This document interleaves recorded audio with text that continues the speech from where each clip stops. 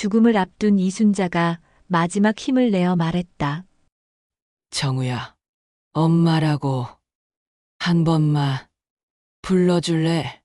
정우는 눈물을 흘리며 평생 처음으로 진심을 담아 대답했다. 엄마, 사랑해요. 나도 사랑해. 내 아들 항상 사랑했어. 사연을 읽기 전에 구독과 좋아요, 무료이니 눌러주시면 큰 힘이 됩니다. 항상 행복하세요. 서울 외곽, 낡은 간판이 바람에 삐걱거리는 그린케어 센터. 이 요양병원은 도시의 번잡함에서 멀리 떨어진 곳에 자리 잡고 있었습니다. 회색빛 콘크리트 건물은 세월의 흔적을 고스란히 담고 있었고, 출입구 앞 화단에는 시들어가는 코스모스들이 쓸쓸히 흔들리고 있었어요. 이곳은 세상에서 잊혀진 사람들이 마지막 시간을 보내는 곳이었습니다. 복도에는 항상 소독약과 약품 냄새가 배어 있었습니다. 형광등 불빛 아래로 간간이 들려오는 기침 소리, 어딘가에서 흘러나오는 텔레비전의 드라마 주제가, 그리고 간병인들의 작은 발걸음 소리가 이 건물의 일상을 만들어내고 있었죠. 오후 2시, 가장 조용한 시간이었습니다. 정우는 이곳에서 10년째 일하고 있었습니다. 55의 나이에도 그의 체격은 여전히 건장했지만 눈빛에는 나이보다 더 깊은 외로움이 서려 있었어요. 고아원에서 자라난 그에게는 가족이라는 단어가 늘 남의 이야기였습니다. 18살에 고아원을 나온 후 혼자서 살아왔던 세월들. 결혼도 아이도 없이 지나온 37년의 시간 동안 정우는 늘 혼자였습니다. 동료들은 정우를 과묵한 사람이라고 불렀습니다. 점심시간에도 혼자 구석진 곳에서 도시락을 먹고 쉬는 시간에도 복도 끝 의자에 앉아 창밖을 바라보곤 했거든요. 사람들과 깊은 대화를 나누는 일은 거의 없었죠. 하지만 그것이 정우에게는 자연스러운 일이었습니다. 어려서부터 혼자 지내는 것에 익숙해져 있었으니까요. 정우 씨, 잠깐 오세요. 간호가장 김미영이 정우를 불렀습니다. 50대 중반의 그녀는 이 병원에서 가장 경험이 많은 간호사였어요. 항상 바쁘게 움직이는 그녀의 표정이 오늘은 평소보다 심각해 보였습니다. 오늘부터 3층 특별병동 담당해 주세요. 힘든 환자 하나 더 맡아주셔야 할 것 같아요. 김 과장은 두꺼운 차트를 정우에게 건네며 말했습니다. 특별병동은 중증 환자들이 머무르는 곳이었어요. 대부분 의식을 잃었거나 거의 반응이 없는 환자들이 모여 있는 곳이죠. 환자는 말기 치매입니다. 거의 반응이 없어요. 가족들도 연락이 닿지 않는 상황이고요. 김 과장의 목소리에는 안타까움이 묻어 있었습니다. 정우는 고개를 끄덕이며 차트를 받아들었어요. 이런 환자들을 돌보는 것이 그의 일이었으니까요. 아무도 돌보지 않는 사람들을 돌보는 일. 어쩌면 자신과 닮은 처지의 사람들이었는지도 모릅니다. 3층으로 향하는 계단을 천천히 오르며 정우는 문득 자신의 어린 시절을 떠올렸습니다. 고아원의 차가운 복도, 밤마다 울음을 삼켜야 했던 그 시절들. 아무도 찾아오지 않는 면회일들, 다른 아이들이 부모님과 함께 나가는 모습을 창문 너머로 바라보던 기억들. 그때도 지금처럼 혼자였죠. 3층에 도착해서 복도를 걸으며 정우는 병실 번호들을 확인했습니다. 301호, 302호, 303호. 복도 끝에 있는 특별병실이 그의 목적지였어요. 문 앞에서 잠시 멈춰서서 차트를 다시 한번 확인했습니다. 이순자 72세, 말기 치매, 보호자 연락 두절. 간단한 정보뿐이었습니다. 하지만 정우에게는 또 하나의 외로운 영혼을 돌봐야 할 책임이 주어진 것이었어요. 그는 깊게 숨을 들이쉬고 병실 문을 열었습니다. 문을 열고 들어서는 순간 정우의 심장이 이상하게 뛰기 시작했습니다. 창가 침대에 누워있는 여자의 모습이 눈에 들어왔거든요. 서쪽 창문으로 스며드는 오후 햇살이 그녀의 얼굴을 부드럽게 감싸고 있었는데 그 순간 정우는 마치 전기에 감전된 것처럼 온몸이 경직되었어요. 그 얼굴, 분명 처음 보는 얼굴인데 왜 이렇게 가슴이 먹먹해지는 걸까요? 마치 오래전 잃어버린 무언가와 다시 마주한 것 같은 기분이었습니다. 정우는 그 자리에 서서 한동안 움직일 수 없었어요. 숨을 쉬는 것조차 잊을 정도로 강렬한 기시감이 밀려왔습니다. 이순자는 깊은 잠에 빠져 있는 듯 했습니다. 70이라는 나이에 걸맞게 주름이 깊게 패인 얼굴이었지만 어딘가 모르게 자애로운 기운이 느껴졌어요. 흰머리가 베개 위로 부드럽게 흩어져 있었고 간간히 작은 신음을 내며 뒤척이는 모습이 어린아이처럼 순수해 보였습니다.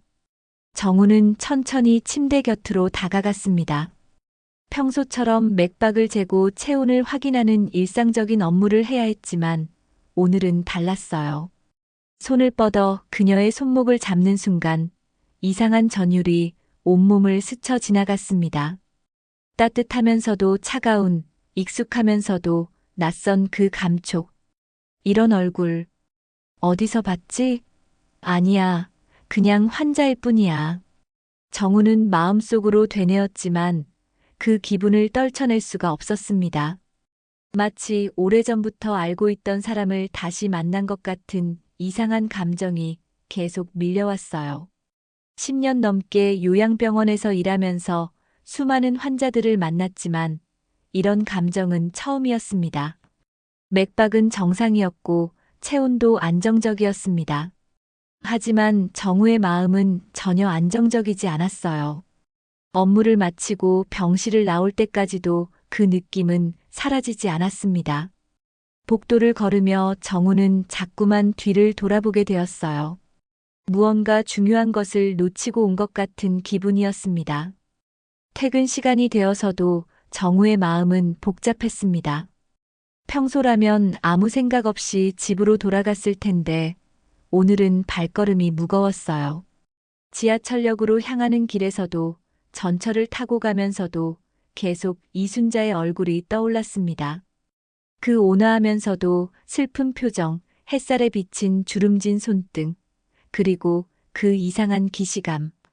해화역에서 내려 원룸이 있는 골목으로 들어서면서도 정우의 머릿속은 복잡했습니다. 냉장고에서 맥주 한 캔을 꺼내 마시면서도 텔레비전을 틀어놓고 저녁 뉴스를 보면서도 그의 마음은 온통 병원에 있었어요. 그 여자는 누구일까? 왜 이렇게 마음이 흔들리는 걸까? 오랫동안 감정의 파도를 겪어보지 못했던 정우에게는 생소하면서도 두려운 감정이었습니다. 그날 밤 정우는 잠들기 전까지 천장을 바라보며 생각에 잠겼습니다. 내일 다시 그녀를 만나게 될 텐데 이 이상한 기분은 과연 사라질까요? 아니면 더 강해질까요? 며칠이 흘렀지만 정우의 마음속 혼란은 가라앉지 않았습니다. 매일 아침 병원에 출근할 때마다 가슴이 두근거렸어요. 이순자를 다시 만나게 된다는 생각에 말입니다. 이런 감정을 느껴본 지가 언제였을까요? 아니, 태어나서 처음 느끼는 감정일지도 모르겠습니다.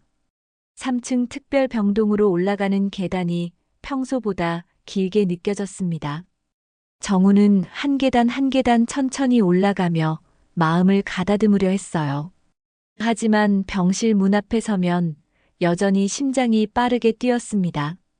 마치 중요한 시험을 앞둔 학생처럼 긴장되었죠. 이순자는 여전히 깊은 잠에 빠져 있었습니다. 간간히 작은 신음을 내거나 몸을 뒤척이긴 했지만 의식이 돌아오는 기미는 보이지 않았어요. 정우는 그녀 곁에 앉아 조용히 지켜보곤 했습니다. 업무 시간이 끝나도 쉽게 자리를 뜨지 못했죠. 무언가에 이끌리듯 그녀의 곁에 머물러 있게 되었어요. 창문으로 들어오는 햇살이 이순자의 얼굴을 비출 때마다 정우는 더욱 강한 기시감을 느꼈습니다.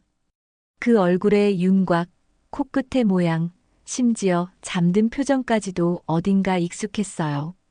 마치 오래전부터 알고 있던 사람을 다시 만난 것 같은 느낌이었습니다. 정우 씨, 요즘 3층에서 많이 보이네요. 동료 간병사 윤숙이 말을 걸어왔습니다. 50대 초반의 윤숙은 정우보다 먼저 이 병원에 들어온 선배였어요. 그녀는 정우의 변화를 눈치채고 있었습니다.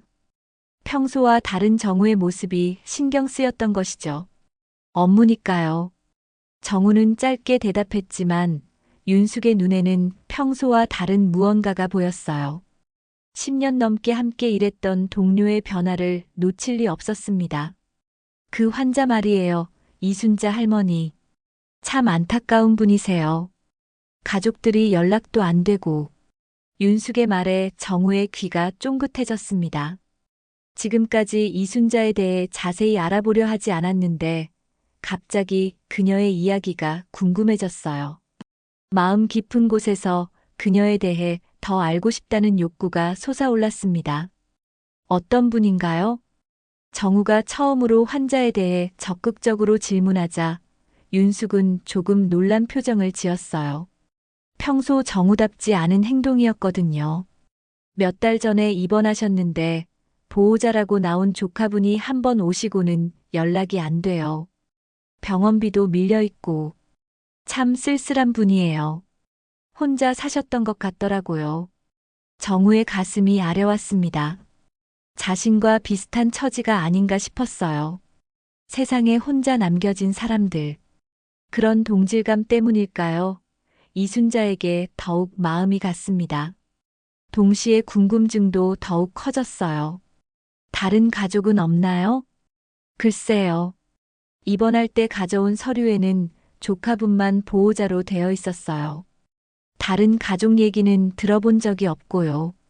윤숙의 말을 듣고 정우는 더욱 복잡한 기분이 되었습니다. 혹시 그녀에게도 자신과 같은 아픈 과거가 있는 건 아닐까요? 그런 생각이 머릿속을 맴돌았어요. 그날 오후 정우는 청소를 하다가 간호사실에 들렀습니다. 늘 하던 일이었지만 오늘은 특별한 목적이 있었어요. 혹시 이순자에 대한 더 자세한 정보를 얻을 수 있을까 하는 마음이었죠. 평소 같으면 상상도 할 수 없었던 일이었습니다. 간호사들이 회의실로 가서 잠시 자리를 비운 사이 정우는 환자 서류가 보관된 서랍을 보게 되었습니다. 평소라면 절대 건드리지 않았을 서랍이었어요. 하지만 오늘은 달랐습니다. 마치 무언가에 이끌리듯 서랍을 열어보게 되었죠. 여러 환자들의 파일이 가나다 순으로 정리되어 있었고 그 중에서 이순자라고 적힌 두꺼운 파일을 발견했습니다. 정우는 주변을 살펴본 후 조심스럽게 파일을 꺼냈어요. 손이 떨렸습니다. 왜 이렇게 떨리는지 자신도 알 수 없었죠.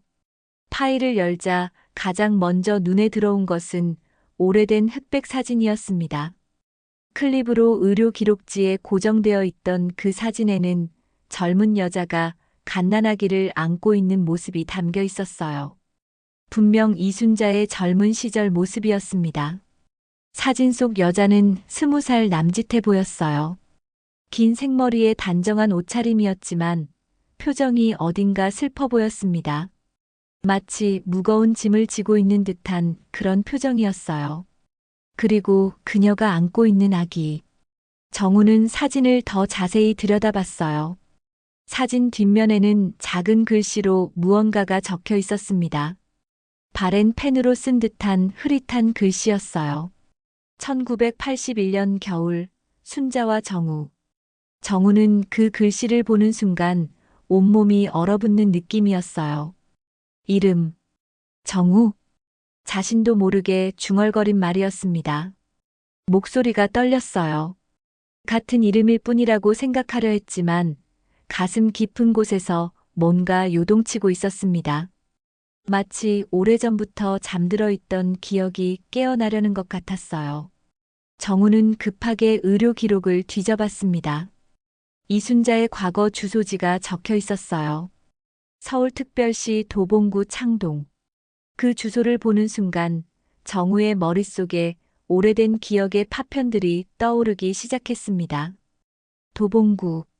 그곳은 정우가 버려진 곳이었습니다. 고아원에서 들었던 이야기였어요. 1981년 겨울 도봉구의 한 경찰서 앞에서 발견된 갓난아기. 그것이 바로 자신이었습니다. 우연의 일치치고는 너무나 많은 것들이 일치하고 있었어요. 설마 이 여자가?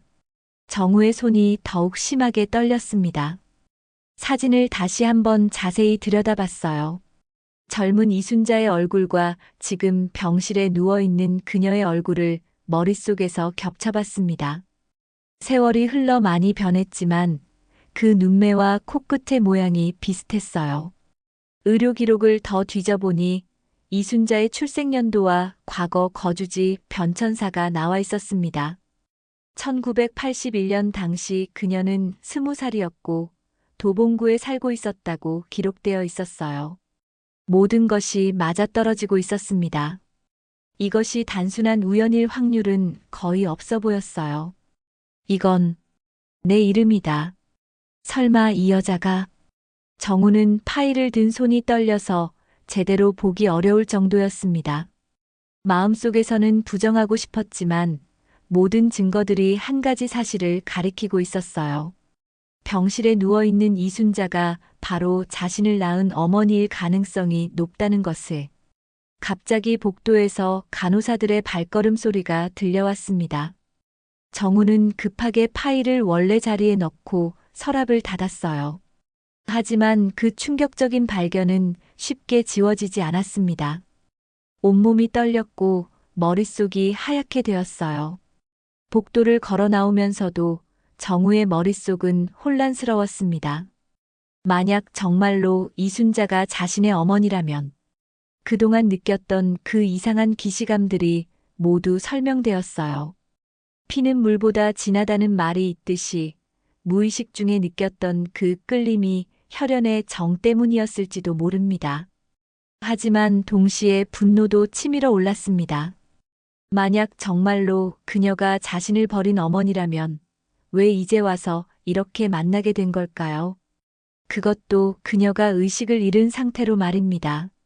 마치 운명이 잔인한 장난을 치는 것 같았어요. 그날 밤 정우는 잠들 수 없었습니다. 침대에 누워서도 계속 그 사진이 떠올랐어요. 젊은 이순자가 안고 있던 아기, 그리고 정우라는 이름. 모든 것이 우연의 일치일 수도 있지만 마음 한구석에서는 이미 확신하고 있었습니다. 새벽 5시 정우는 결국 잠을 포기하고 일어났습니다.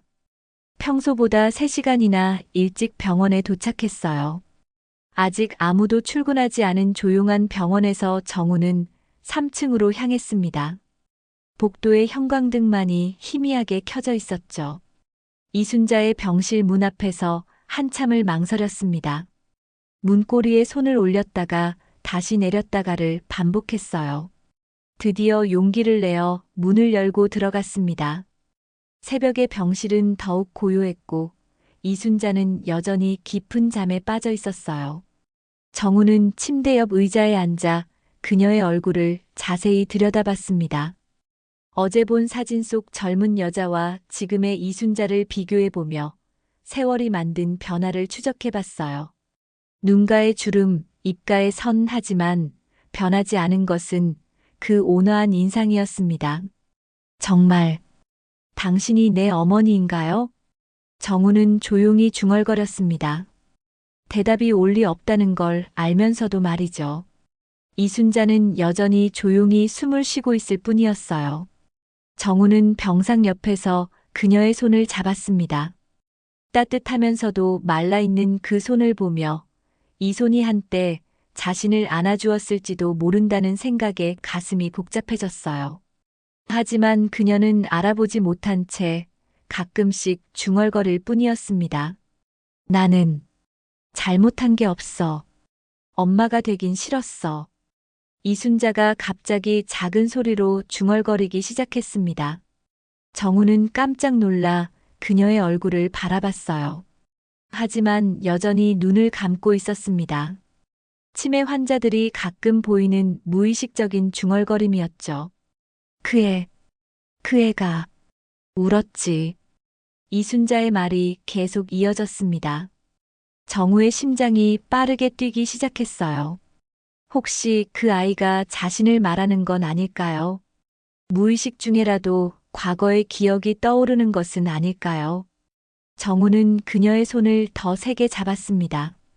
마음속에서는 수많은 감정이 뒤섞이고 있었어요. 분노, 원망, 그리움, 호기심. 복잡한 감정들이 가슴 속에서 폭풍처럼 휘몰아쳤습니다. 왜 날 낳았어요? 왜 버렸어요? 정우는 입을 열었지만 목소리는 떨렸습니다. 40년 넘게 품고 있던 질문이었어요. 하지만 이순자는 그저 천장을 바라보며 흐느낄 뿐이었습니다. 의식이 있는 상태가 아니었거든요. 미안해. 미안해. 그때는 너무 어렸어. 이순자의 중얼거림이 이어졌습니다. 정우는 그 말을 들으며 더욱 확신하게 되었어요. 이 여자가 정말로 자신의 어머니라는 것을, 그리고 그녀도 그때 자신만의 아픔을 가지고 있었다는 것을. 정우는 자리에서 일어나 창가로 걸어갔습니다. 해가 떠오르고 있었어요. 새로운 하루가 시작되고 있었지만 정우의 마음은 과거에 머물러 있었습니다. 1981년 겨울, 도봉구 경찰서 앞. 그날 무슨 일이 있었던 걸까요? 정우 씨, 벌써 오셨네요? 간호사 이영희가 일찍 출근해서 병실을 확인하러 왔습니다. 정우는 깜짝 놀라며 돌아봤어요. 네. 환자 상태가 궁금해서요. 요즘 이 환자에게 특별히 신경 쓰시는 것 같던데 혹시 아시는 분인가요? 이영희의 질문에 정우는 머뭇거렸습니다. 뭐라고 대답해야 할까요? 아직 확실하지도 않은 상황에서 섣불리 말할 수는 없었어요. 그냥 혼자 계신 것 같아서요. 그렇긴 하죠. 조카분도 연락이 안 되고 참 안타까운 분이에요. 이영희는 이순자의 상태를 확인하고 나갔습니다. 정우는 다시 침대 곁으로 돌아와 앉았어요. 출근 시간까지는 아직 2시간이 남아 있었습니다. 정우는 주머니에서 휴대폰을 꺼내 인터넷을 검색해 봤습니다. 1981년 도봉구 유기 아동 같은 키워드로 말이죠. 하지만 그때는 인터넷이 없던 시절이라 관련 기록을 찾기는 어려웠어요. 그 대신 정우는 자신이 가지고 있던 고아원 서류들을 떠올려 봤습니다. 집에 보관해둔 몇 장의 서류들. 그 중에 발견 당시의 기록이 있었던 것 같았어요. 오늘 퇴근하면 반드시 확인해 봐야겠다고 생각했습니다. 엄마. 정우는 처음으로 그 단어를 입에 올려봤습니다. 어색하고 낯선 단어였어요. 평생 불러본 적이 없던 단어였거든요. 하지만 이상하게도 따뜻한 느낌이 들었습니다. 이순자는 여전히 조용히 누워 있었습니다. 가끔씩 작은 신음을 내거나 몸을 뒤척일 뿐이었어요. 정우는 그녀의 얼굴을 바라보며 상상해 봤습니다. 만약 정말로 그녀가 자신의 어머니라면 왜 자신을 버렸을까요? 어떤 사정이 있었던 걸까요? 20살의 어린 나이에 아이를 낳는다는 것. 그것도 1981년이라면 지금보다 훨씬 보수적인 시대였을 거예요. 미혼모에 대한 사회적 편견도 지금보다 심했을 테고요. 어쩌면 그녀도 피해자였을지도 모릅니다. 그때 무슨 일이 있었던 거죠? 정우는 이순자에게 조용히 물어봤습니다. 물론 대답을 들을 수는 없었지만 마음속으로라도 질문하고 싶었어요. 원망보다는 궁금함이 더 컸습니다. 다른 동료들이 출근하기 시작했습니다. 정우는 평소처럼 업무를 시작했지만 마음은 계속 이순자에게 가 있었어요. 틈틈이 그녀의 병실을 들여다보며 혹시 의식이 돌아오지 않을까 기대했습니다. 점심시간이 되자 정우는 홀로 옥상으로 올라갔습니다. 도시락을 먹으면서도 계속 생각에 잠겨 있었어요. 만약 정말로 이순자가 자신의 어머니라면 어떻게 해야 할까요? 그녀에게 자신의 정체를 밝혀야 할까요? 하지만 그녀는 치매 말기 환자였습니다. 설령 말해봤자 알아듣지 못할 가능성이 높았어요. 그렇다면 이 진실을 혼자만 알고 살아가야 하는 걸까요? 정우는 답답한 마음에 한숨을 쉬었습니다. 오후 업무를 마치고 퇴근할 때 정우는 이순자의 병실에 마지막으로 들렀습니다. 그녀는 여전히 같은 자세로 누워 있었어요. 정우는 그녀의 이마에 손을 대어봤습니다. 열은 없었지만 그 온기가 이상하게 익숙했어요. 내일 다시 올게요. 정우는 작은 목소리로 말하고 병실을 나왔습니다. 집으로 가는 길에 그의 발걸음이 빨라졌어요. 집에 있는 고아원 서류들을 확인해 봐야 했거든요. 그 속에서 진실을 찾을 수 있을지도 모르니까요. 집으로 돌아온 정우는 평소보다 서둘러 원룸문을 열었습니다.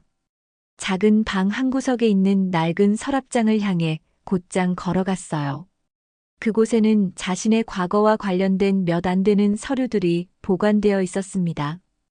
오랫동안 들여다보지 않았던 그 서류들이 오늘은 무엇보다 소중하게 느껴졌어요.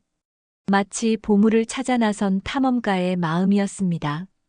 손이 떨렸지만 진실을 알아야 한다는 간절한 마음이 더 컸어요. 서랍을 열자 누렇게 바랜 종이들이 나타났습니다. 고아원에서 받은 출생신고서, 사본, 입양 관련 서류들, 그리고 발견 당시의 기록이 담긴 경찰서 조서. 정우는 떨리는 손으로 그 서류들을 하나씩 꺼내어 책상 위에 펼쳐놓았어요. 형광등 불빛 아래 바랜 글씨들이 선명하게 드러났습니다. 세월의 흔적이 고스란히 담긴 그 종이들을 보니 가슴이 벅차올랐어요. 이 속에 자신의 진짜 이야기가 담겨 있다는 생각에 심장이 빠르게 뛰었습니다. 가장 먼저 눈에 들어온 것은 경찰서에서 작성한 유기 아동 발견 조서였습니다. 1981년 12월 15일 서울 도봉구 창동 파출소 앞에서 발견된 신생아에 대한 기록이었어요. 당시 담당 경찰관이 손으로 직접 작성한 것 같았습니다.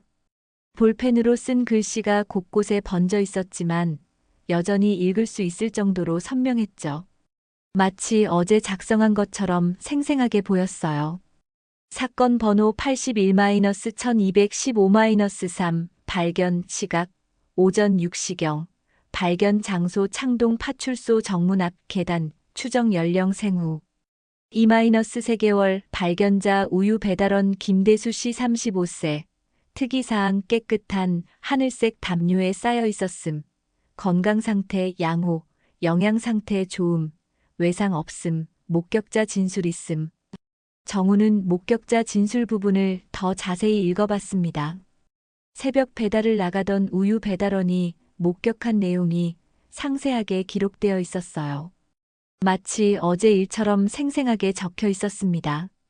당시 담당 경찰관이 얼마나 꼼꼼하게 조사했는지 알 수 있었어요. 그 세심함 덕분에 지금 자신이 진실을 찾을 수 있게 된 거죠. 목격자 김대수 씨 진술 새벽 5시 30분경 젊은 여성 2명이 아이를 안고 파출소 앞을 배회하는 것을 목격함.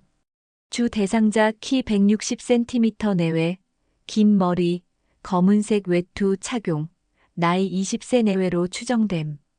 동행자 40대로 보이는 중년 여성, 회색 코트 착용. 약 10분간 파출소 앞에서 망설이는 모습을 보이다가 젊은 여성이 아이를 파출소 문 앞 계단에 조심스럽게 내려놓고 빠르게 떠남. 떠나면서 중년 여성이 순자야, 빨리 가자. 늦으면 안 되라는 말을 명확히 들었음. 목소리에 다급함이 느껴졌음. 두 여성 모두 계속 뒤돌아보며 떠났음. 정우의 심장이 강하게 뛰기 시작했습니다. 순자라는 이름. 이순자의 줄임말이 분명했어요. 모든 퍼즐 조각들이 완벽하게 맞아떨어지고 있었습니다. 이제 더 이상 의심할 여지가 없었어요. 그녀가 바로 자신을 낳은 어머니였습니다. 운명적인 만남이었던 거죠. 40년이 넘은 시간을 거슬러 올라가 드디어 진실과 마주하게 된 것입니다. 정우는 의자에 주저앉으며 조서를 다시 천천히 읽어봤습니다. 목격자의 진술에 따르면 이순자는 혼자가 아니었어요. 중년 여성과 함께 있었다고 했습니다. 어머니나 언니 같은 가족이었을까요? 아니면 도움을 주려던 누군가였을까요? 그 여성이 이순자에게 어떤 조언을 했을지, 어떤 마음으로 그 자리에 함께 있었을지 궁금했어요. 아마도 이순자 혼자서는 그런 결정을 내리기 어려웠을 거예요. 다른 서류들도 하나씩 차례대로 살펴봤습니다. 고아원 입소 기록에는 정우라는 이름이 어떻게 지어졌는지 자세히 나와 있었어요. 발견 당시 아이가 입고 있던 흰색 내복에 작은 명찰이 안전핀으로 고정되어 있었고, 거기에 또박또박한 글씨로 정우라고 적혀 있었다고 기록되어 있었습니다. 글씨체로 봐서는 여성이 정성스럽게 쓴 것 같다는 담당자의 소견도 함께 적혀 있었어요. 어머니가 직접 지어준 이름이었구나. 정우는 자신도 모르게 중얼거렸습니다. 지금까지 아무 의미 없는 평범한 이름이라고 생각했는데 알고 보니 어머니가 정성스럽게 고민해서 지어준 소중한 이름이었어요. 가슴 한구석이 따뜻해지는 느낌이었습니다. 동시에 왜 그런 정성을 들여놓고 자신을 떠나보내야 했을까 하는 안타까운 마음도 들었어요. 그 이름에 담긴 어머니의 마음을 생각하니 눈시울이 뜨거워졌습니다. 고아원 기록을 더 꼼꼼히 읽어보니 당시 상황이 더 자세히 나와 있었습니다. 아이는 영양 상태가 매우 좋았고 갓 목욕을 시킨 듯 깨끗한 상태였으며 따뜻한 옷을 여러 겹이 펴져 있었다고 했어요. 기저귀도 갓 갈아준 상태였고 작은 우유병과 분유 한 통도 함께 있었다고 기록되어 있었습니다. 급하게 버린 게 아니라 세심하게 준비해서 맡긴 것 같다는 담당 사회복지사의 소견도 적혀 있었어요. 심지어 작은 장난감 하나도 함께 있었다고 했습니다. 그때도 나를 사랑했던 건가? 정우는 복잡한 감정에 휩싸였습니다. 단순히 버려진 아이가 아니라 어머니가 마지막 순간까지 정성을 쏟아 돌본 후 어쩔 수 없이 맡긴 아이였다는 생각이 들었어요. 하지만 여전히 왜 그래야 했는지, 다른 방법은 정말 없었는지에 대한 의문은 남아 있었습니다. 어머니에게는 어떤 절박한 사정이 있었던 걸까요? 서류를 더 뒤져보니 당시 사회적 배경에 대한 기록도 있었습니다. 1981년이면 지금보다 훨씬 보수적인 시대였을 거예요. 미혼모에 대한 사회적 편견이 극심했고 경제적으로도 어려운 시기였습니다. 20살의 어린 나이에 혼자서 아이를 키운다는 건 거의 불가능에 가까운 일이었을 거예요. 가족들의 반대나 사회적 시선 때문에 어쩔 수 없는 선택이었을지도 모릅니다. 또 다른 서류에는 고아원에서의 생활 기록도 나와 있었습니다. 정우는 비교적 건강하게 자랐고 다른 아이들보다 조용한 성격이었다고 기록되어 있었어요. 가끔 밤에 울음을 그치지 않을 때가 있었는데 그럴 때는 누군가를 찾는 듯한 모습을 보였다고 했습니다. 어린 마음에도 어머니를 그리워했던 건 아닐까요? 정우는 서류들을 정리하며 깊은 생각에 잠겼습니다. 그동안 어머니를 원망했던 마음이 조금씩 누그러지는 것을 느꼈어요. 물론 여전히 아픈 마음은 있었지만 그녀도 나름의 절박한 사정이 있었을 거라는 생각이 들었습니다. 어쩌면 그때 그녀에게는 그것이 최선의 선택이었을지도 모르죠. 자신을 지키려는 선택이 아니라 오히려 자신을 위한 선택이었을 수도 있어요. 하지만 동시에 새로운 의문들도 생겨났습니다. 그 후로 어머니는 어떻게 살아왔을까요? 자신을 보낸 후에도 계속 그리워했을까요? 아니면 새로운 삶을 시작했을까요? 혹시 다른 가족을 꾸렸을까요? 그리고 지금 치매에 걸려 의식을 잃고 누워있는 그녀는 과연 자신을 기억하고 있을까요? 무의식 중에라도 그 죄책감을 안고 살아왔을까요? 정우는 마지막으로 병원에서 받은 이순자의 입원 기록을 다시 살펴봤습니다. 주소지는 서울 강북구로 되어 있었고 보호자는 조카로 되어 있었어요. 가족관계란에는 무라고 적혀 있었습니다. 결혼도 하지 않고 자녀도 없이 혼자 살아온 것 같았어요. 혹시 자신을 보낸 후 다시는 가정을 꾸리지 않았던 걸까요? 그날 밤 정우는 거의 잠들지 못했습니다. 침대에 누워서도 계속 생각에 잠겨 있었어요. 내일 병원에 가면 어떤 마음으로 이순자를 마주해야 할까요? 이제 그녀가 자신의 어머니라는 걸 확실히 알게 된 상황에서 어떻게 행동해야 할지 막막했습니다. 그냥 모르는 척 지나가야 할까요? 아니면 용기를 내어 진실을 말해야 할까요? 하지만 그녀는 치매 환자였고 과연 이해할 수 있을지도 의문이었어요. 새벽이 되어서야 정우는 결심을 굳혔습니다. 어머니에게 자신의 정체를 밝히기로 한 거예요. 설령 그녀가 알아듣지 못한다 하더라도 적어도 자신은 진실을 말해야 한다고 생각했습니다. 다음 날 아침 정우는 평소보다 훨씬 일찍 병원에 도착했습니다. 아직 해가 채 뜨지 않은 이른 시간이었어요. 3층으로 올라가는 발걸음이 어제와는 완전히 달랐습니다. 무겁지만 한편으로는 기대감도 섞여 있었어요. 드디어 어머니와의 진짜 만남이 시작될 수도 있다는 생각에 가슴이 두근거렸습니다. 이순자의 병실 문 앞에서 정우는 한참을 망설였습니다. 문고리에 손을 올렸다가 내렸다가를 반복했어요. 새벽 결심이 무색하게 막상 그 순간이 되니 용기가 나지 않았습니다. 하지만 더 이상 미룰 수는 없었어요. 진실을 마주할 때가 온 것입니다. 드디어 용기를 내어 문을 열고 들어갔습니다.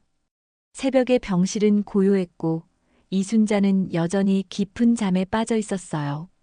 하지만 정우에게는 어제와 완전히 다른 존재로 보였습니다. 이제 그녀는 단순한 환자가 아니라 자신의 어머니였으니까요. 40년 넘게 그리워했던 그 사람이었습니다. 정우는 침대 곁으로 조심스럽게 다가가 그녀의 손을 잡았습니다. 어제보다 더 따뜻하게 느껴지는 그 손을 바라보며 복잡한 감정에 휩싸였어요. 원망과 그리움, 분노와 애정이 뒤섞인 복잡한 마음이었습니다. 이 손이 한때 자신을 안아주었을 거라는 생각에 가슴이 뭉클해졌어요. 어머니. 정우는 처음으로 그녀를 어머니라고 불러봤습니다. 목소리가 심하게 떨렸어요. 40년 넘게 한 번도 불러보지 못했던 그 단어가 이렇게 어색하면서도 간절할 줄은 몰랐습니다. 입술에서 나오는 그 말이 얼마나 소중한지 새삼 깨달았어요. 이순자 씨, 나예요. 그날 도봉구 경찰서 앞에 두고 간 아이. 정우요. 정우는 그녀의 귀에 대고 작은 목소리로 말했습니다. 혹시라도 들을 수 있을까 하는 간절한 마음에서였어요. 하지만 이순자는 여전히 반응이 없었습니다. 다만 고요한 숨소리만이 병실을 채우고 있었죠. 정우는 실망하면서도 포기하지 않았습니다. 그런데 잠시 후 이상한 일이 벌어졌습니다. 이순자의 눈이 미세하게 떨리기 시작한 거예요. 마치 무언가를 듣고 있는 것처럼 말입니다. 정우는 깜짝 놀라 그녀의 얼굴을 자세히 들여다봤어요. 눈꺼풀 아래로 안구가 빠르게 움직이고 있는 것이 보였습니다. 순자의 눈이 천천히 열렸습니다. 흐릿하고 초점이 없는 눈이었지만 분명히 떠 있었어요. 그리고 그 눈에서 눈물이 한 방울씩 흘러내리기 시작했습니다. 정우는 숨을 멈춘 채 그 순간을 지켜봤어요. 마치 기적을 목격하는 것 같았습니다. 그애 죽은 줄 알았는데 살아있었구나. 이순자의 입에서 작고 떨리는 목소리가 나왔습니다. 정우는 온몸이 전율하는 것을 느꼈어요. 그녀가 자신의 말을 듣고 있었던 거였습니다. 치매 말기라고 했는데 어떻게 이런 일이 가능한 걸까요? 아마도 모성애라는 것이 그만큼 강한 것일지도 모르겠어요. 미안해. 내가 너무 겁이 났어. 이순자의 눈물이 더 많이 흘렀습니다. 그녀의 얼굴에는 40년 넘게 쌓인 죄책감과 그리움이 모두 드러나 있었어요. 정우는 그 모습을 보며 가슴이 터질 것 같았습니다. 원망하려고 했던 마음이 순식간에 무너져 내렸어요. 하지만 동시에 억눌린 감정들이 터져 나왔습니다. 정우는 그녀의 손을 뿌리치며 고개를 저었어요. 마음 한편으로는 그녀를 이해하고 싶었지만 다른 한편으로는 여전히 아픈 마음이 남아 있었거든요. 지금 와서요? 그땐 하루가 지옥이었어요. 그날이 아직도 생생해요. 어린 정우는 매일 울었고 엄마란 이름은 없었어요. 정우의 목소리에는 억눌린 감정이 배어 있었습니다. 40년 넘게 쌓인 외로움과 그리움, 그리고 원망이 한꺼번에 터져 나오는 것 같았어요. 고아원에서의 외로운 밤들, 다른 아이들이 부모님을 만나러 나가는 날들, 혼자 남겨졌던 그 모든 순간들이 떠올랐습니다. 왜 날 낳았어요? 키울 수 없었다면 왜 세상에 데려온 거예요? 정우의 질문은 절규에 가까웠습니다. 평생 품고 있던 의문이었어요. 하지만 그 말을 하면서도 정우는 자신이 잔인하다는 생각이 들었습니다.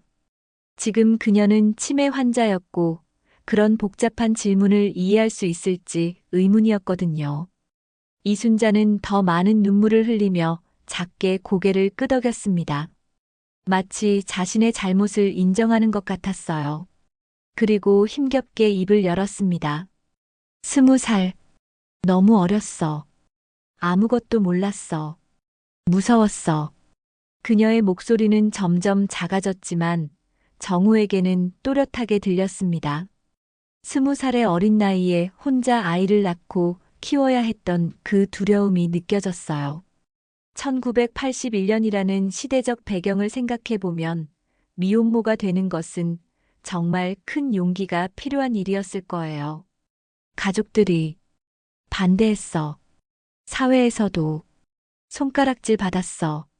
그래도 너를 사랑했어. 이순자의 고백이 이어졌습니다. 정우는 그제서야 그녀가 처했던 상황을 조금이나마 이해할 수 있었어요. 혼자서 모든 것을 감당하기에는 너무 벅찼을 것입니다. 그렇다고 해서 상처가 완전히 치유되는 것은 아니었지만요. 그럼 왜 찾지 않았어요? 나중에라도, 한 번이라도. 정우의 질문에 이순자는 잠시 말을 잇지 못했습니다. 그리고 힘겹게 대답했어요. 찾고 싶었어. 매일. 하지만 무슨 얼굴로, 어떻게 나타나? 너는 더 좋은 가정에서 행복하게 살고 있을 거라고 생각했어. 정우는 그 말을 들으며 복잡한 감정에 휩싸였습니다. 어머니도 나름의 고민과 아픔이 있었다는 걸 알 수 있었어요. 하지만 동시에 자신이 겪었던 외로움과 아픔도 무시될 수는 없었습니다. 행복하지 않았어요. 한 번도. 가족이 뭔지, 엄마의 사랑이 뭔지 모르고 살았어요. 정우의 말에 이순자는 더욱 큰 소리로 울기 시작했습니다. 그 울음소리에는 40년 넘게 쌓인 후회와 죄책감이 모두 담겨 있는 것 같았어요. 갑자기 이순자의 의식이 다시 흐려지기 시작했습니다. 눈이 다시 감기고 숨소리가 고르지 못해졌어요. 치매 말기 환자에게는 이런 짧은 의식 회복이 가끔 있다고 들었습니다. 하지만 그 짧은 순간이 정우에게는 평생 잊지 못할 시간이었어요. 어머니, 어머니. 정우는 그녀를 부르며 손을 흔들었지만 이순자는 다시 깊은 잠에 빠져들었습니다. 짧은 순간의 만남이었지만 정우에게는 인생이 바뀌는 순간이었어요. 드디어 어머니와 직접 대화를 나눴고 그녀의 진심을 들을 수 있었습니다. 정우는 그 자리에 주저앉았습니다. 드디어 자신의 어머니를 만났지만 기쁨보다는 복잡한 감정이 더 컸어요. 그녀도 자신만의 아픔을 가지고 있다는 걸 알 수 있었지만 여전히 마음 한구석에는 원망이 남아 있었습니다. 이제 어떻게 해야 할까요? 용서해야 할까요? 아니면 여전히 원망해야 할까요?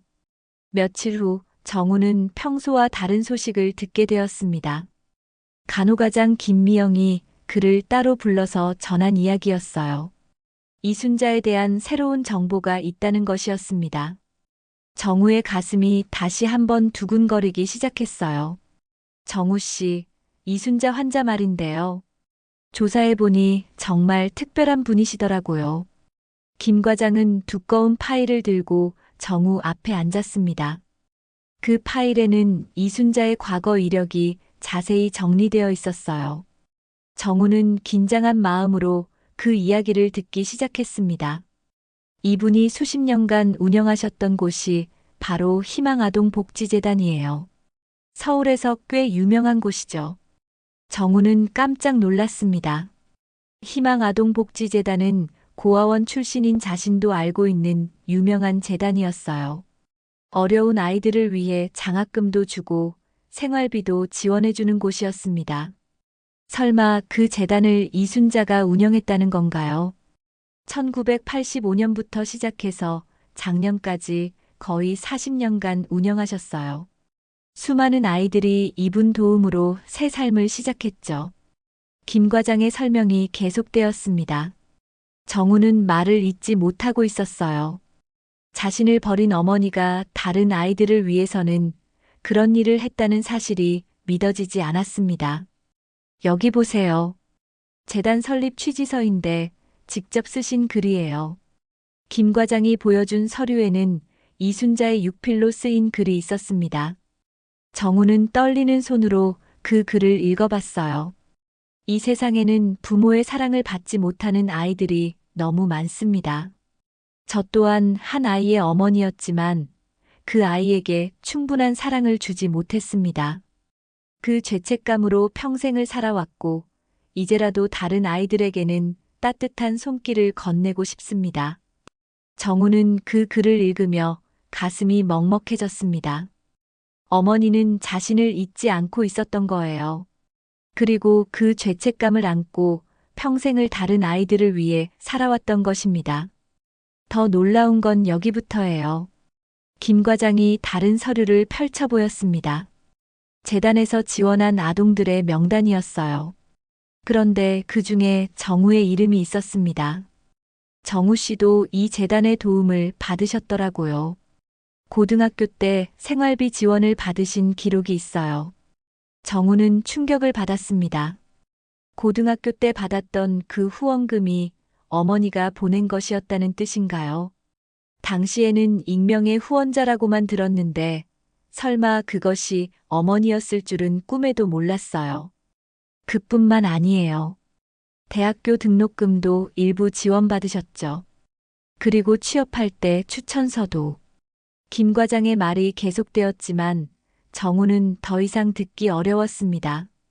어머니는 멀리서나마 자신을 지켜보고 도와주고 있었던 거였어요. 하지만 끝까지 자신의 정체를 밝히지는 않았습니다. 어떻게 이런 일이? 정우는 중얼거렸습니다. 그동안 자신이 혼자라고 생각했는데 사실은 어머니의 보이지 않는 사랑을 받으며 살아왔던 거였어요. 그 사실을 모르고 어머니를 원망하며 살았다니 자신이 너무 미안했습니다. 재단 사무실에 가보시면 더 많은 자료가 있을 거예요. 이순자 할머니가 얼마나 많은 아이들을 도우셨는지 알 수 있을 거예요. 김 과장의 제안에 정우는 고개를 끄덕였습니다. 어머니의 진짜 모습을 더 알고 싶었어요. 그날 오후 정우는 휴가를 내고 희망아동복지재단으로 향했습니다. 재단 사무실은 강남구의 조용한 골목에 있었습니다. 그리 크지 않은 건물이었지만 입구에는 감사패와 표창장들이 가득 걸려 있었어요. 모두 이순자가 받은 것들이었습니다. 이순자 이사장님을 찾아오셨다고요? 직원 한 분이 정우를 맞아주었습니다. 중년 여성이었는데 이순자와 오랫동안 함께 일했다고 소개했어요.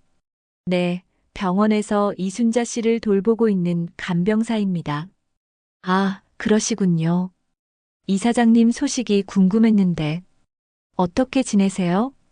그 직원의 눈에는 진심 어린 걱정이 담겨 있었습니다. 정우는 이순자의 상태를 간단히 설명해 드렸어요. 이 사장님은 정말 대단한 분이세요. 평생을 아이들을 위해 사셨거든요. 직원분이 정우를 사무실 안으로 안내해 주었습니다. 벽에는 이순자와 아이들이 함께 찍은 사진들이 가득했어요. 웃고 있는 이순자의 모습이 병실에 누워있는 그녀와는 너무 달랐습니다. 여기 이 사장님이 쓰신 일기들이 있어요. 재단 운영하면서 틈틈이 적으신 거예요. 직원분이 두꺼운 일기장을 가져다 주었습니다. 정우는 조심스럽게 그 일기장을 펼쳐봤어요. 이순자의 손글씨로 빼곡히 적힌 글들이 나타났습니다. 1987년 3월 15일. 오늘 새로운 아이 5명이 재단에 왔다. 모두 어린 나이에 부모를 잃었다고 한다. 그 아이들을 보니 내가 떠나보낸 아이가 생각났다. 지금 어디서 무엇을 하고 있을까? 건강하게 자라고 있을까? 정우는 그 글을 읽으며 가슴이 뜨거워졌습니다. 어머니는 자신을 한 번도 잊은 적이 없었던 거예요. 1995년 12월 24일. 크리스마스 이브인 오늘 아이들과 함께 케이크를 나눠 먹었다. 하지만 마음 한구석은 여전히 공허하다. 나의 첫 아이. 너를 잊은 적이 없다. 하지만 다시 볼 용기도 없었다. 일기를 계속 읽어가며 정우는 어머니의 마음을 조금씩 이해할 수 있었습니다. 그녀도 평생을 자신을 그리워하며 살았던 거예요. 2010년 5월 1일. 어린이날을 맞아 아이들과 놀이공원에 갔다. 20살짜리 청년 하나가 우리를 도와주었는데 어딘지 모르게 낯이 익었다. 혹시 내 아들과 비슷한 나이가 아닐까 싶어 괜히 눈물이 났다. 정우는 그날을 기억했습니다. 대학생 때 봉사활동으로 아이들과 함께 놀이공원에 간 적이 있었어요. 그때 만난 아주머니가 바로 어머니였던 건가요? 운명이란 정말 신기한 것 같았습니다. 2018년 8월 30일. 나는 나쁜 엄마였고 좋은 사람이 되려 했지만 아직도 너에게는 아닐 것이다. 하지만 이 많은 아이들을 통해 조금이나마 속죄하고 있다고 믿고 싶다. 정우는 일기장을 덮고 깊은 한숨을 쉬었습니다. 어머니는 평생을 죄책감 속에서 살아왔던 거예요. 자신을 버렸지만 그 대신 수많은 아이들을 구했습니다. 이것이 어머니만의 속죄 방식이었던 것 같았어요. 이 사장님이 가장 아끼던 사진이에요. 직원분이 작은 액자를 가져다 주었습니다. 그 안에는 갓난아기를 안고 있는 젊은 이순자의 사진이 있었어요. 병원에서 본 그 사진과 똑같았습니다. 가끔 이 사진을 보시며 우시곤 하셨어요. 첫 아이라고 하시더라고요. 정우는 더 이상 참을 수 없었습니다. 눈물이 주르르 흘러내렸어요. 어머니를 원망했던 자신이 너무 미안했습니다. 재단에서 돌아온 정우는 완전히 다른 사람이 된 것 같았습니다. 어머니에 대한 원망은 사라지고 대신 깊은 죄책감과 안타까움이 자리를 차지했어요. 그동안 자신이 얼마나 이기적이었는지 깨달았습니다. 어머니도 나름의 아픔과 후회를 안고 살아왔던 거였어요. 지하철을 타고 집으로 돌아가는 내내 정우의 마음은 복잡했습니다. 창밖으로 스쳐 지나가는 도시의 불빛들이 모두 흐릿하게 보였어요. 다음 날 아침 정우는 평소보다 더 일찍 병원에 도착했습니다. 이순자의 병실로 향하는 발걸음이 어제와는 완전히 달랐어요. 이제는 원망이 아닌 사랑의 마음으로 그녀를 만나러 가는 것이었습니다. 복도를 걸으며 정우는 어머니에게 전해야 할 말들을 생각해 봤어요. 어떻게 하면 자신의 마음을 제대로 전달할 수 있을까 고민했습니다. 하지만 병실에 들어서자마자 정우는 이상한 기운을 느꼈습니다. 이순자의 숨소리가 평소와 달랐어요. 더 얕고 불규칙했습니다. 그녀의 얼굴도 어제보다 더 창백해 보였고 입술은 파랗게 변해 있었어요. 평소 온화했던 표정도 어딘지 고통스러워 보였습니다. 침대 주변의 공기마저 무거워진 것 같았어요. 간호사님. 정우는 급하게 간호사를 불렀습니다. 목소리에 다급함이 묻어났어요. 달려온 간호사 이영희는 이순자의 상태를 확인한 후 심각한 표정을 지었습니다. 맥박을 재고 체온을 확인하는 그녀의 얼굴이 점점 어두워졌어요. 경험 많은 간호사의 표정에서 정우는 불길한 예감을 느꼈습니다.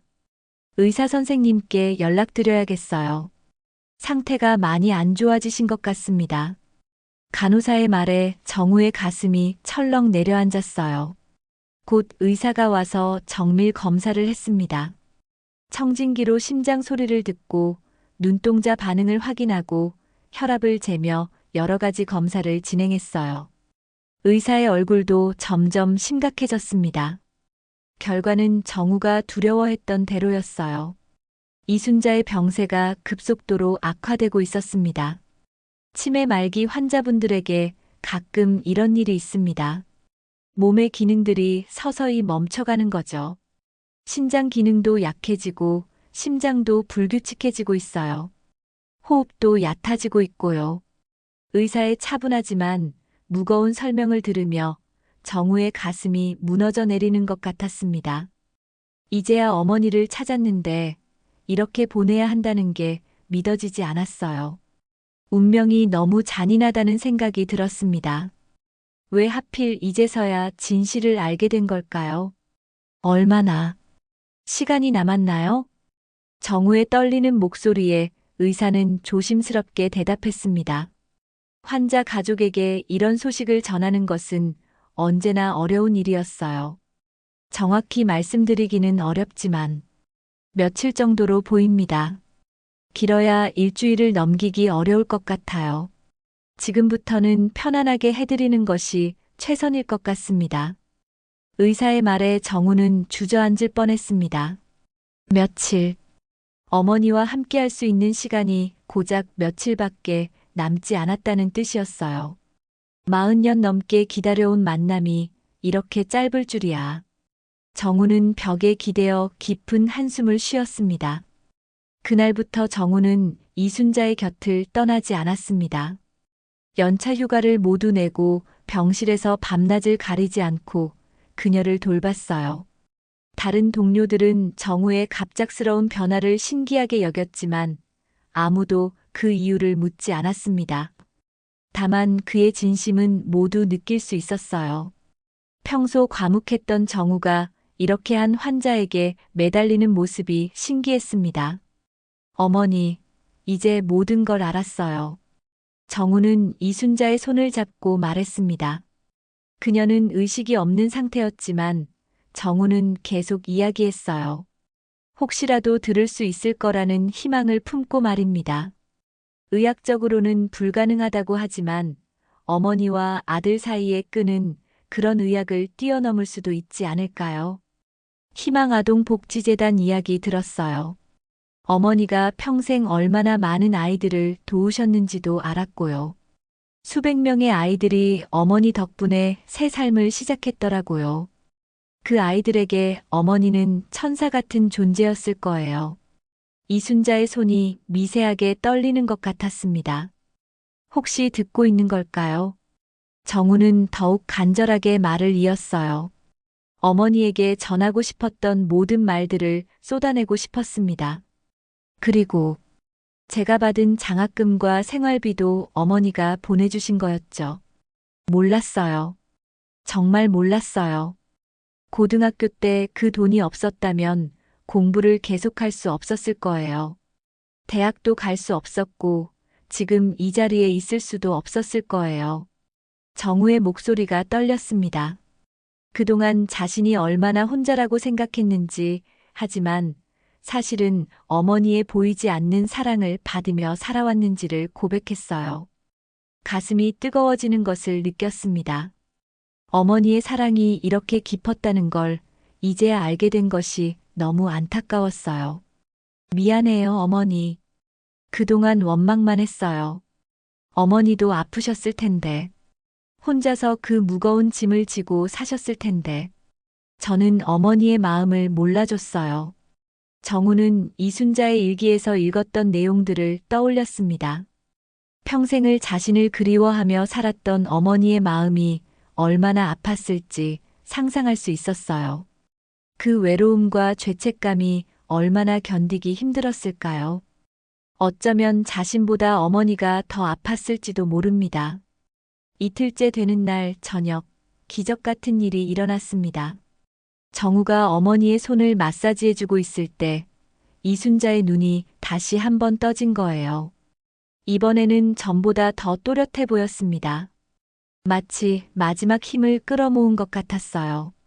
정우는 깜짝 놀라 그녀의 얼굴을 자세히 들여다봤습니다. 정우야. 이순자가 정우의 이름을 불렀습니다. 목소리는 작았지만 또렷했어요. 정우는 감격해서 그녀의 얼굴을 들여다봤습니다. 그녀의 눈에는 생전 처음 보는 평안함이 깃들어 있었어요. 네, 어머니. 여기 있어요. 곁에 있어요. 정말 내 아들이구나. 이렇게 컸구나. 훌륭하게. 이순자의 눈에서 눈물이 흘렀습니다. 하지만 이번에는 슬픔이 아닌 기쁨의 눈물 같았어요. 마침내 아들과 제대로 만날 수 있게 된 어머니의 눈물이었습니다. 미안해. 미안해. 아들아. 엄마가 너무 미안해. 좋은 엄마가 되지 못해서. 이순자는 힘겹게 말을 이었습니다. 정우는 그녀의 손을 두 손으로 감싸며 고개를 저었어요. 괜찮아요, 어머니. 이제 다 괜찮아요. 모든 걸 이해해요. 어머니도 최선을 다하셨어요. 너를 사랑했어. 한 번도 잊은 적 없어. 매일 그리워했어. 밤마다 울었어. 이순자의 고백에 정우는 울음을 터뜨렸습니다. 40년 넘게 듣고 싶었던 말이었어요. 어머니의 사랑을 확인할 수 있는 순간이었습니다. 저도 알아요, 어머니. 재단 이야기 들었어요. 제가 받은 도움도 모두 어머니가 주신 거였죠. 멀리서나마 저를 지켜보셨던 거네요. 그래도 부족했어. 엄마 노릇 제대로 못했어. 안아주지도 못했는데. 이순자는 자신을 탓하며 울었습니다. 하지만 정우는 고개를 저으며 그녀의 이마를 어루만졌어요. 아니에요, 어머니. 충분히 사랑받았어요. 아니에요, 어머니. 충분히 사랑받았어요. 몰랐을 뿐이에요. 어머니의 사랑으로 여기까지 올 수 있었어요. 정우는 이순자의 이마에 손을 대며 말했습니다. 어머니의 체온이 점점 떨어지고 있는 것을 느낄 수 있었어요. 시간이 얼마 남지 않았다는 걸 알 수 있었습니다. 하지만 이상하게도 두렵지 않았어요. 마침내 어머니와 진정한 화해를 할 수 있게 되었으니까요.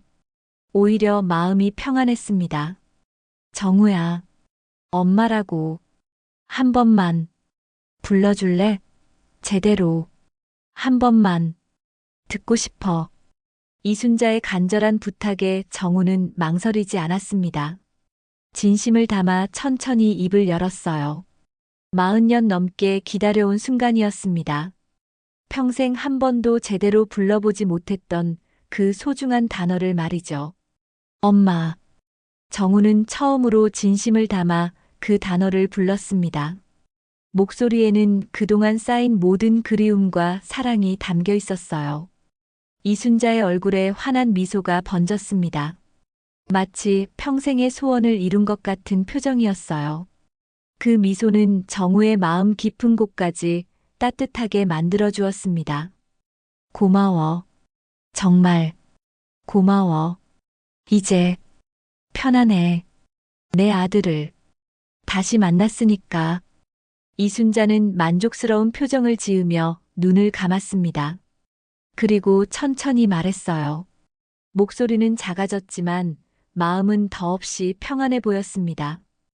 마치 오랫동안 짊어지고 있던 무거운 짐을 내려놓은 것 같았어요.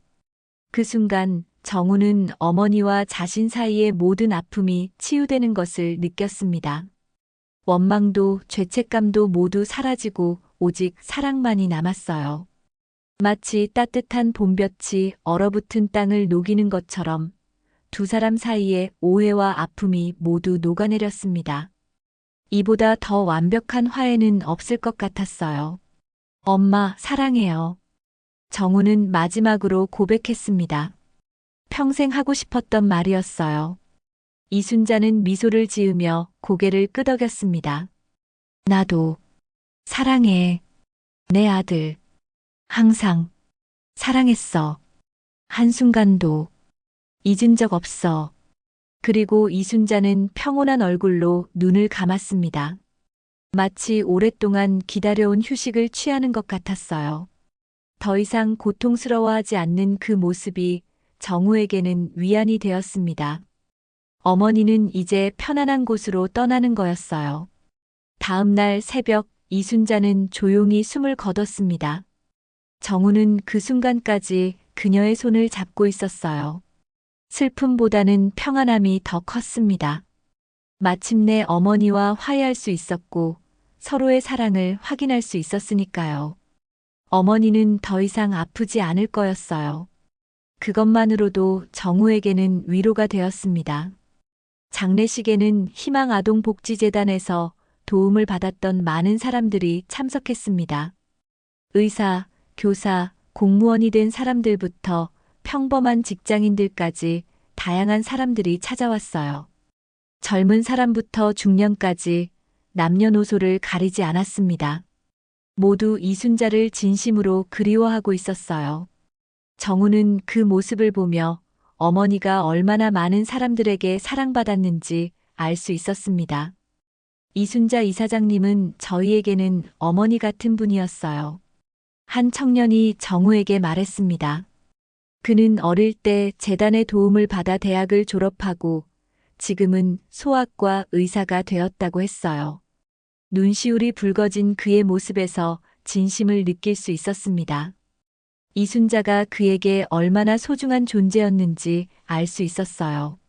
많은 아이들이 이사장님 덕분에 새 삶을 시작할 수 있었습니다. 저도 그중 한 명이고요. 이사장님이 없었다면 지금의 제가 존재할 수 없었을 거예요. 정우는 고개를 끄덕이며 그들의 이야기를 들었습니다. 어머니는 자신에게는 부족했을지 모르지만 다른 많은 아이들에게는 훌륭한 어머니였던 거예요. 그것만으로도 어머니의 삶은 충분히 의미 있었습니다.